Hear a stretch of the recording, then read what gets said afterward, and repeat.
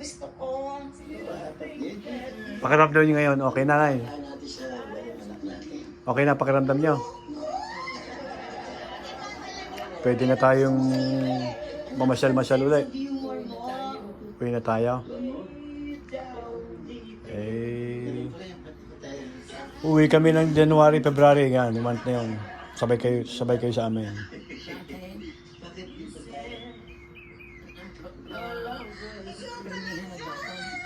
Hindi pa.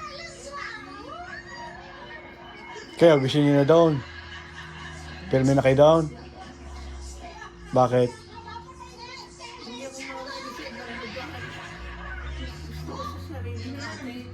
Oh. Uy. Kayo, yung iba. Ay, ano yan, ha? Ano yun? Wala ko pa yan. Hindi mong araw lang ako mauwi. Ano yan? Gusto ko na Ay, ma'am, umuwi. may nagbigay sa aking secret admirer. Medyo sa alam ko, secret. Alam ko na yan. Galing na naman Yung tatay. Tay kayo, pag-uwi natin doon, titigil na kayo doon. Papaiwan ako doon. Hindi nga, kung... Ito pala ang gusto mo umuwi. Ay kaya nga, kung pag awa ng Diyos sa tayo makauwi lahat, magtitigil na kayo doon matagal. Palagay ko. Ano nga ba magiging buhay natin doon pagka tayo nagtagal doon? Masaya, pero wala kayong kasamang mag-aalaga sa inyo doon na... Nandun mo sila ko Pupuntahan kayo na Noriel, saka ni kay Wilson. Pero kailangan meron kayong kasama doon na 100% nandoon all day. Sila kay Wilson, si Noriel, maintindihan niya mo yun na hindi makakatigil doon at may sariling pamilya yun eh. So, minsan lang kayo pupuntahan noon. Nanay naman, laging tutulog doon. Ano, Nay? Anong gagawin doon pag dumating kayo doon? Anong gagawin niyo sa Kalamba pagdating doon? Kung anong dati kong ginagawa roon, hindi nang gagawin ko. Tutulog? Yun lang ang ginagawa niyo doon. Ay, ano bang pagagawin ko, matanda na ako. Hindi na ako nag-iisip ng gawain. tutulog Matanda din. na ako eh, walang ano-ano eh. Titiwarik lang ako eh. Hindi naman. Tagal yan. Hindi, pag sabihin eh, di natutulog lagi kayo doon, anong ibang gagawin nyo? Wala naman dapat gawin ako eh. Tanda ko na nga, rihahan pa ng gawain. Hindi gawain, hindi yung mamasyal, gano'n.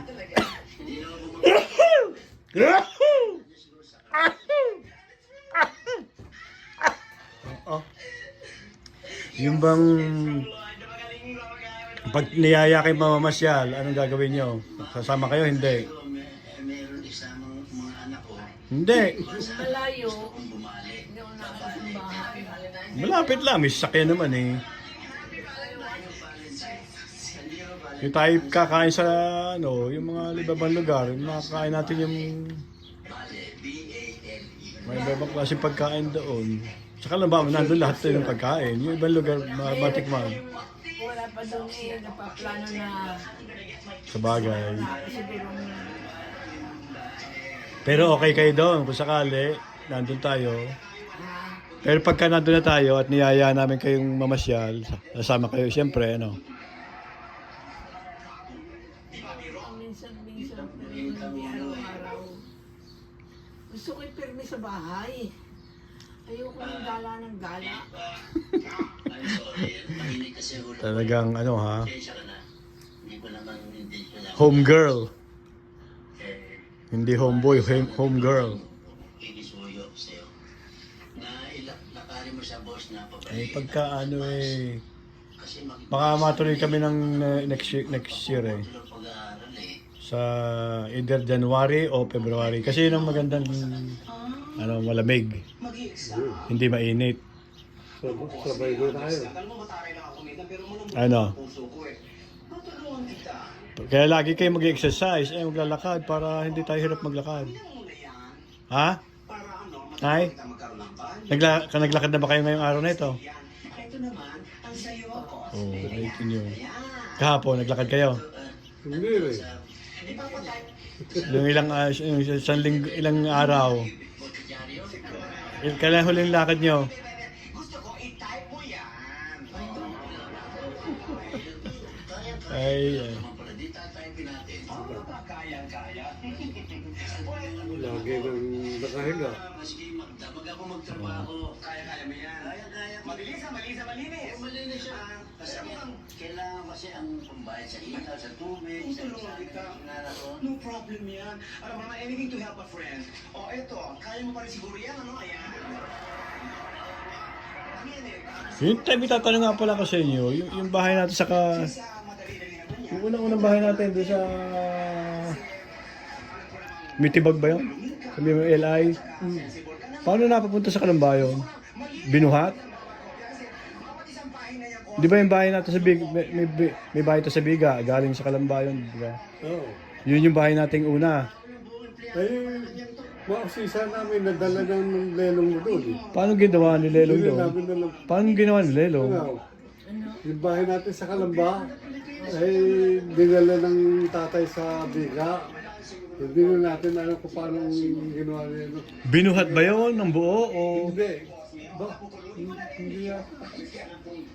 yun din yung nandun sa Kabiga, ganun din itsura nung galing sa Kalamba eh. Paano nangyari doon? Binuhat?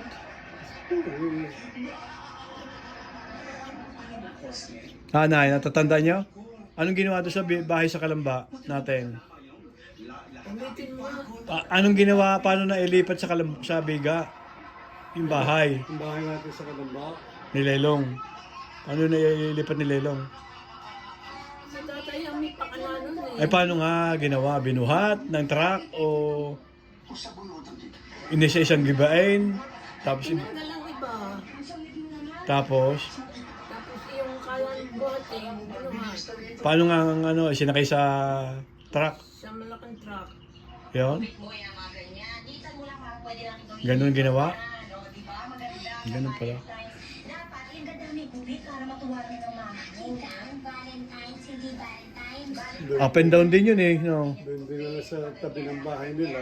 Mm. Doon dinala sa tabi ng bahay. Sa likod ng bahay ni Lelang yung nilagay eh. Bahay nino. Ni Lelang. Ikaw may mga leksyon kang dapat na gawin. Ano yan? Yun yata ang tinitirikan natin yung lupa atin binigay sa atin eh. No? Pinapaparti natin yung pinagtayuan noon. Yung unang pag-aaral mo, ayusin mo. Yan, mga walang katotohanan. Gusto kong pagawa na yung pag-uwi ko. Yung isang butas doon. Ito, may assignment yan. Para may kinikita na. Yan, pagkatapos na ng mga leksyon, sige na. Bata pa ko. Tatandaan ko. Pag si Helen ay nag-asawa, dito siya magpapagawa ng bahay sa lugar na ito. Aha. Eh di tuwan-tuwa naman ako dahil yung lugar na yun, tuwan-tuwa rin akong doon ako nagtitigil. Kaya Aha. alam kong baka nakakalimutan ko na kung nasaan ang bahay namin. Pero ang naalala ko, ang bahay ko, naandun sa tinuro ni tatay. Pero hindi ko alam kung naandun nga. Oh. Sa alaala ko lang. Dahil sabi ni tatay, pag si Heling ay nag-asawa, dito ko patitirikin sa tabi ng bahay ko. Oh. Kaya ang alam ko, doon nakatirik ang aming bahay. Ayun nga, yun yata yung lupa na naparte natin, nakaparte natin. Yun yung lupa namin. Oo. Kasi bahay ni Lelang yung katapat natin eh. Na, di ba? Tapos tangke ng tubig. Tapos yung bahay na yung lupa na natin na pinagpapartihan. Dati, itong bahay na lelang mo, hindi kami sa taglirang gano'n. Tapos, dinarag naman doon sa Yung lumang bahay yun, lumang bahay ni Lelang. Nung mapagawa na yung bahay ni Chigoyong,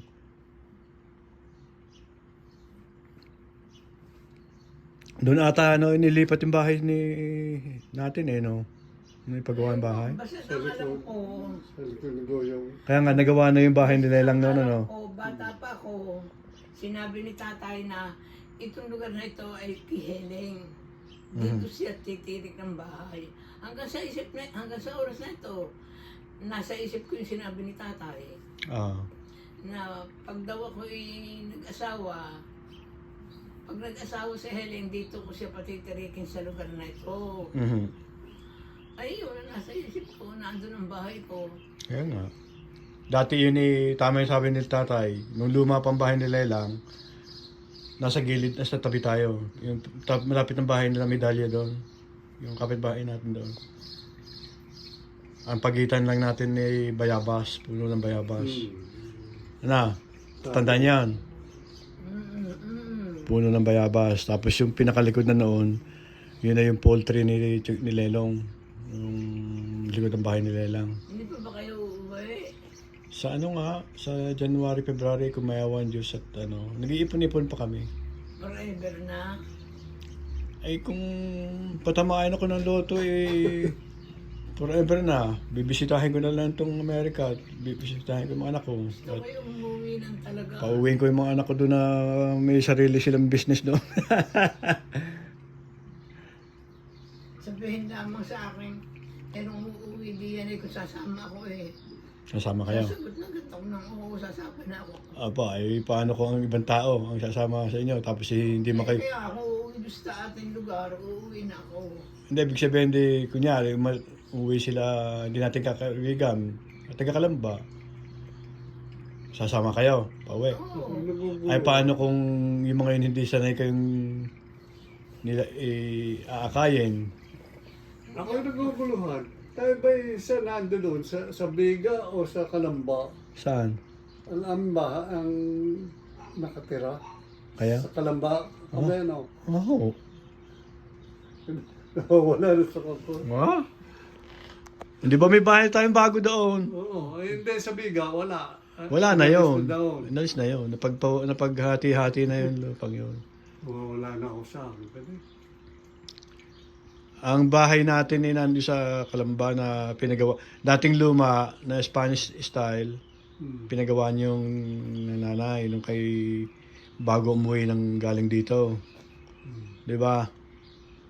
Na kami nag-chip in pa kami noon pagbibigay para lang mapagawa yung bahay Kanya-kanyang kung ano may makayanan. Bigay para mabuo yung bahay na yon. Yung mga lock. Kung ano-ano kung Wala na. Nawawala na ako sa parang hindi ko masabi. hindi ka naman nadala yung ano. Basta ang hindi ko nakakalimutan, yung sabi ni tatay, na kung sa bahay niya ito, ay ako sa bandang kanan. Doon sa tabing iyon ako nagpapagawa sa tabi niya. Kakangihinin mo? Ano kakangihinin mo ba yung kabila? Ha? Sino ba yung nasa kabila? Medalya? Medalya. Si Turing. Si Turing Medalya. Yung laging nanloloko sa amin dalawa ni Pole. Natakot si Pole doon nung magtagal lumalaban na si Pinsang Pole. Mga bata pa kayo noon, tatandaan ko ang bahay namin, Oo. buong harapan hanggang sa kalsada, ginawang palengke. Yun? Oo, doon nagpuntahan ng mga tao, nagtitinda, doon namimili pag araw ng Lunes. Oo. Hindi pa kita asawa na, wala ka pang asawa no. Ang bata pa ko. Oo, parang ang tawag doon, parang talipapa. Ewan ko kung talipapayong, basta palengke Sa Harapan. bandang ganyan, merong isang building na nakatayo ang mga gamit. Sa Biga. Ang ganda ng bahay. Ganun ba noon? Ha? Ganun ba noon dati sa Biga? Ano? Ganun ang Dalaga pa yan no. dalaga pa kayo noon? Ganun ang Kaya ka pa. sa ano yung palengking yun sa tapat ng bahay ng Lelang, yung kalsada, di ba? Kila Kaka Andres o dito sa lugar ni Lelang. Alin? Yung sinasabi niyang palengke.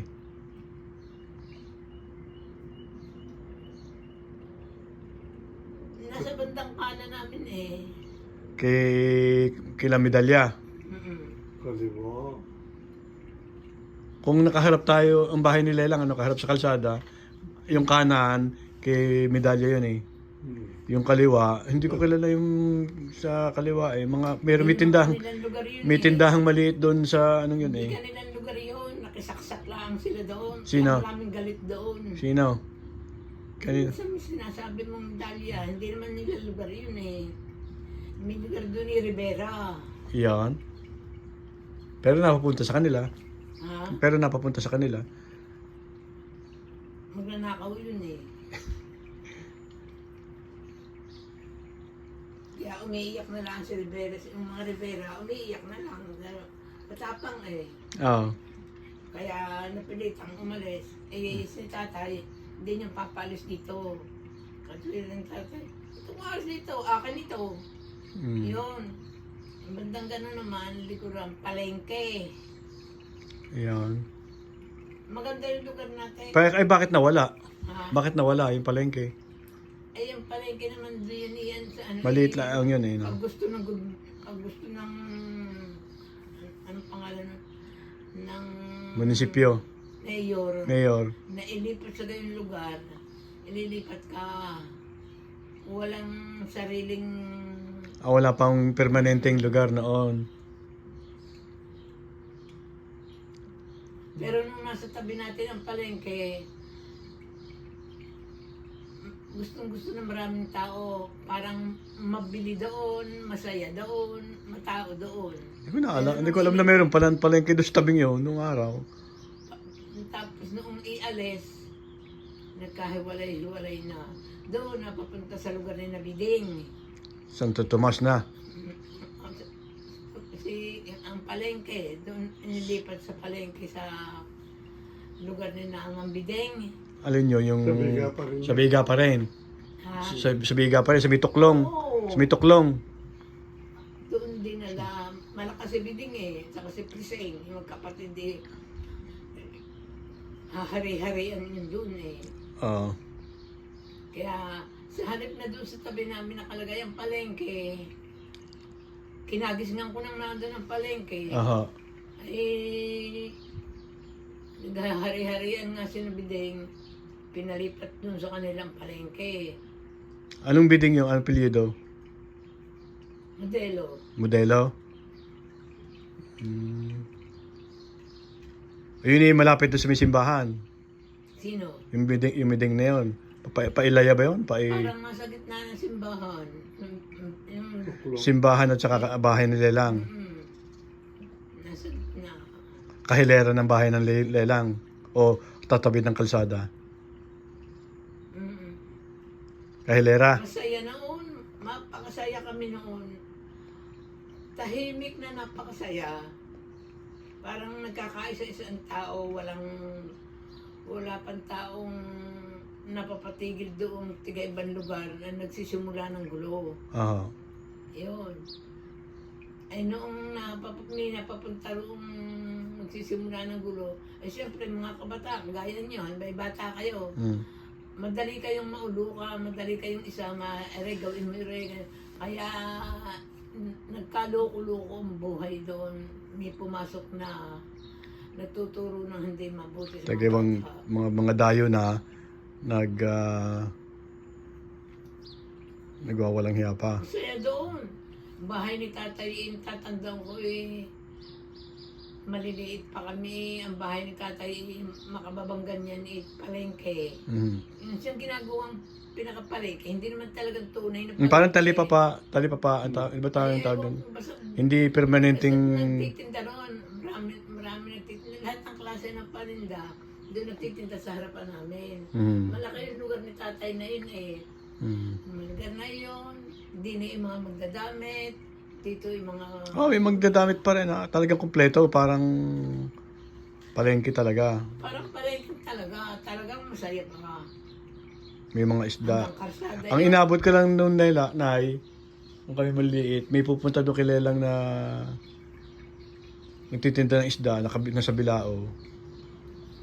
Tawilis, basta ano ko namang isda yon.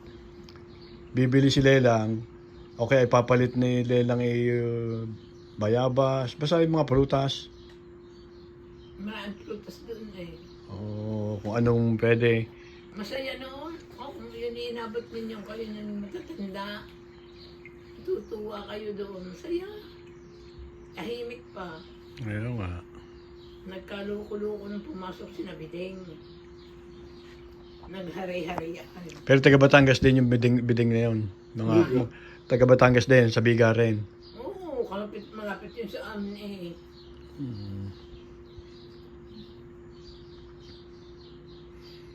Hindi lang kami noon pinaggugulo ba ng si Berting, inaanak noon. Oo. Kawikan eh, kumpare rin ni inaanak. Kaya tatandaan ko, hindi masyadong binibigyan ng hard times tatay. Oo.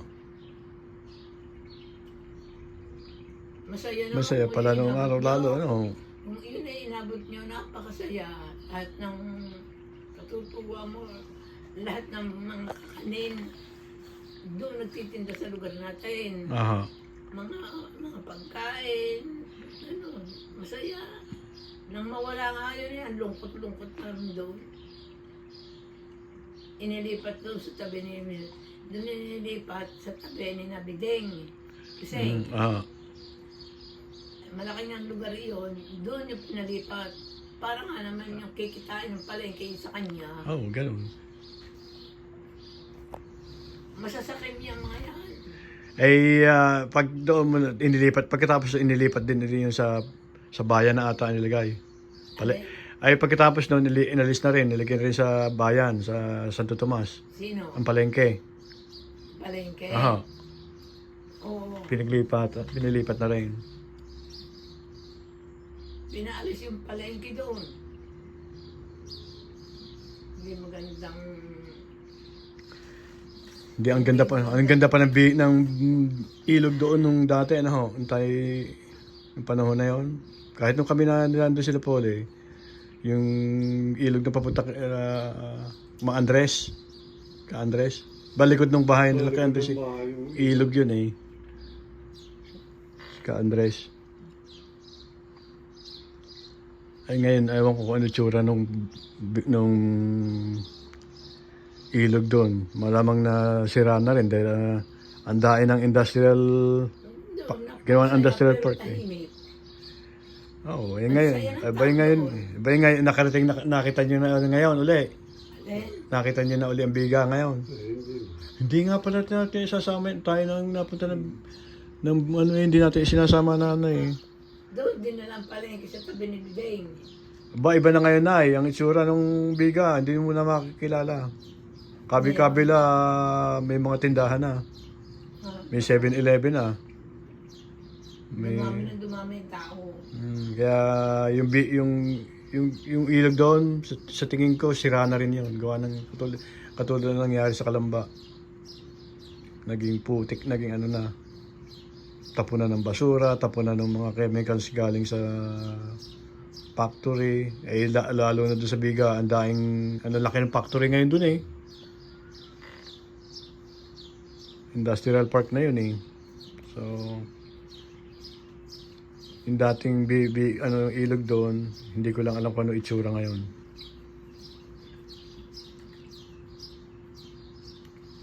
Okay, dati palang palengke yung hindi ko alam yun. Ngayon ko lang narinig sa inyo. Hindi alam siguro na ng mga pinsan natin yun. Sila Pole, sila Kuya Nordeng, hindi alam na ganun yun.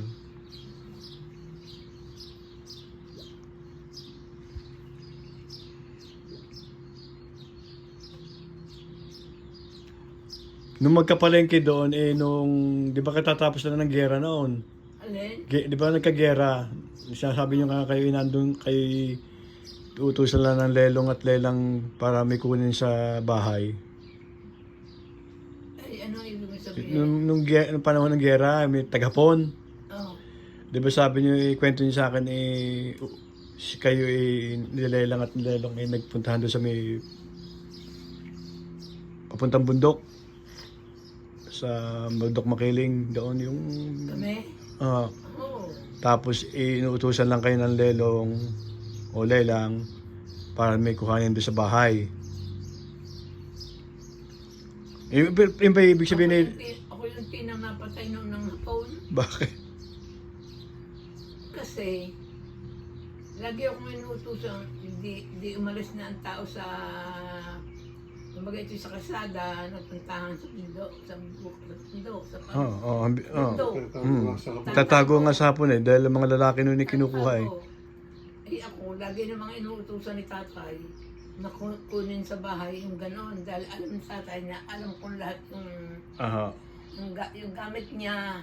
Ay alam ni tatay na ako ang nakakaalam kung nasaan. Kaya ako lagi inutusan, Helen, punta ka sa kasada. Kunin mo yung ganon. Kaya nung malapit ng magkagulo, hindi na ako napatay. Dahil inutusan nga ako ni tatay, pinandoon pa ako sa bahay, naririnig ko na yung ingay ng magsusunog ng bahay. Oh, sinusunog ng bahay na. Sinunog ang bahay namin, ang ganda ng bahay ni na tatay noon eh. Oh, nasunog ba yun? Dali-dali akong tumakbo. Hindi ko lang maalala kung sino na, hindi naman si Telidia kasama ko eh. Dahil si Telidia hindi pinababayaan ni na tatay na umalis ng bahay. Dahil mapakaganda nun eh, puting-puti eh. Kaya hindi pinaalis ng bahay, ako lang ang pinalalabas-labas. Nando doon kami. Nung malapit ng gulo, naririnig namin, eh di takbo na kami pabalik ulit sa bukid. Yun, nasunog ang bahay namin nang walang natira. So yung palang bahay natin sa Biga, hindi na pala original yun. Alin? Yung bahay sa Biga na nakita namin, hindi na pala yun ang original. Yung bahay namin, Oo. nasunog. Sinunog ng hapon. Sinunog ng hapon, tapos Ang itinayo. ganda ng bahay. Pero doon din itinayo sa lugar na yon. Alin? Doon din itinayo Oo, sa lugar na yon. sa lugar na yun. Ang ganda ng bahay ni natatay noon. Mas maganda kaysa dati. Mas maganda doon sa Mas malaki. Oh. Mas malaki ang bahay ni natatay noon. Oh, ganun ba? Maganda pa. Ako lang ko yun ang sinasabi niyong bahay na pinupuntahan na ng taga-Hapon na Hindi. iba pala yun. Ang sahig panay tabla. Oo. Kung hindi po pwede kinatatay, pinainay na kami tamad.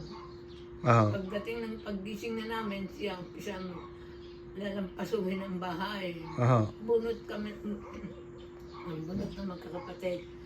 Hindi kami makikitang Ano sa ang sahig no ni kahoy na kahon, tabla. tabla. Tabla ang sahig namin noon. Ito sa Bigay yung inabot namin yung sahig kawayan. Ay, hindi naman lahat kawayan. Hindi man lahat kawayan, perong portion na may tabla. Sa pagpuntang kusina, kawayan. Kawayan na. Yung atang living room ang kawayan, tapos yung kwarto puro tabla na. Oo nga. Ang ganda ng bahay ni tatay noon. Tatandaan namin maganda ang bahay ni tatay. Kami ang mga batang papanhik panahog na Aha. doon. Yung mababa, palengke. Ginawang palengke, hindi naman pirmihan. Pero talagang ginawang palengke. Araw ng Lunes, ang palengke doon. Siya kami naman kung kami maliliit na bata, Nagtitinda rin kayo doon noong araw na yun. Nakakapagtinda rin kayo noon. hindi, bata pa kami. Ah. Kung kami mga bata, ang dahil yung tindera Aha. sa harapan ni na tatay hanggang sa may kalsada. Sila Lelang nakapagtinda? Hindi. Hindi. Basta sinay sa bahay lang. Yung, pag kami nakakaupo doon sa hagdan, tatanda namin, makapwesto lang yung magpuputo. Binibigyan kami ng tika-plasong puto. Bigyan ng puto. Pinapayag na nga rin si tatay na tumigil doon. Ayaw ni tatay na magtinda doon sa harapan namin. Yung mismong harapan ng hagdan. Eh siyempre mga bata kami, sunod-sunod kami nakaupo sa hagdan. Na nakatingin kami doon. Siyempre, gusto namin yun, puto, gano'n. Bibigyan kami ng puto. Ano noon, ang babait ng tao noon. Napakababait. Tutulungan ka, tutulungan. Oo nga. Hindi gaya sa ngayon, na nako, bahala ka sa sarili mo. Noon, hindi. Napakababait ng tao noon. Wow. Maliliit pa kami.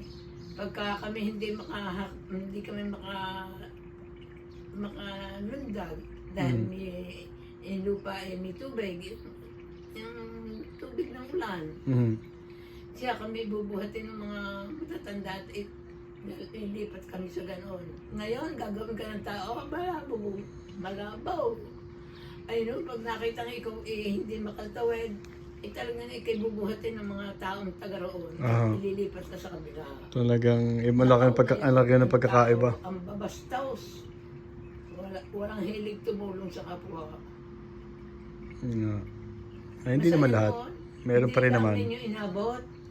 Kung inabot niyo yung saya doon ng mga bata, napakasaya. Pagka kung yung bahay namin ginawang ang harapan, ginawang palengke ng mga Mga taga-roon din.